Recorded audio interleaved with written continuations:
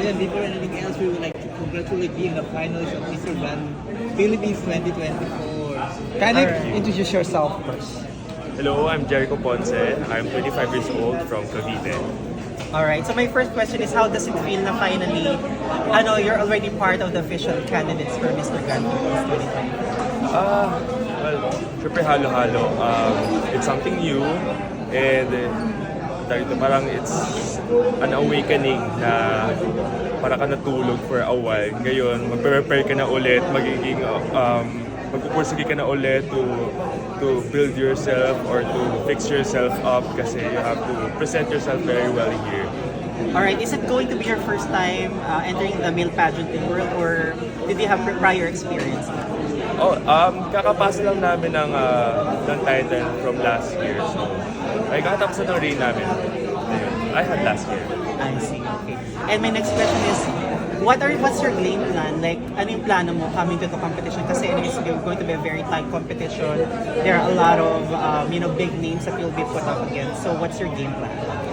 Ang game plan ko is, actually wala. Sa ngayon wala pa kasi parang sa dami ng contestants namin, sa daming mga male na pwede maging kings din. Parang siguro ngayon ang game plan ko is, kilalanin ko muna sila isa-isa. Tapos yung kilalanin ko din mismo yung pageant. Kasi syempre iba yung pagkakakilala ko sa Mr. Grand as it is as a viewer lang or manonood. Ngayon kasi I'm gonna be the contestant na or candidate. So yun, kikilalanin ko pa lang yung perspective of being a candidate doon sa Mr. Grand. And can you tell us something more about your advocacy for this Mr. Grand? Ang advocacy ko is I just thought of it recently lang is yung authenticity sa social media presence. And can you tell us one interesting fact about yourself that most people don't know about? Introvert ako. Ayun. But most people think you are not. Oo. Ay mostly nakakala ng mga tao I'm very extrovert, which is usually ganoon naman talaga yung ginagawa namin mga introverts para pinifake namin to be an extrovert para makabilong kami. Pero pag umuwi kami, ay naku, wag niyo kami kausapin, we're recharging. Ayun, patay yung phones namin, hindi niyo kami makokontak. Alright, and how does it feel? Like, do you feel any pressure na, syempre, syempre brother mo si Jerome. So, parang, meron bang like sibling rivalry or parang is he supportive of the things that you do?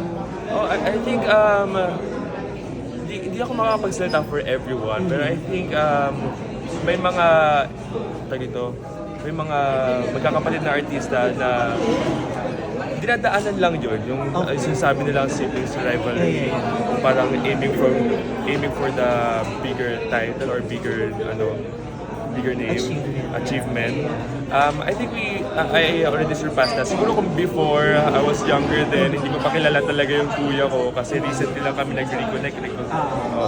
Ayun, so I think I can say na we surpassed that na. Okay, and lastly, can you invite all of your friends and supporters to support in this coming competition? So of course, I'm inviting everyone to watch Mr. Grand Philippines 2024 and they support me as well and my co-candidates. I'll be Jericho Ponce and representing Cavite. Facebook, Instagram, and Twitter. May Twitter na ba ako? May Twitter ako. And TikTok. Search nyo na yung pangalan ko, Jericho Ponce, RRICHO. Thank you. Thank you. And good luck. Good luck. And good luck. Thank you. Good luck din sa amin.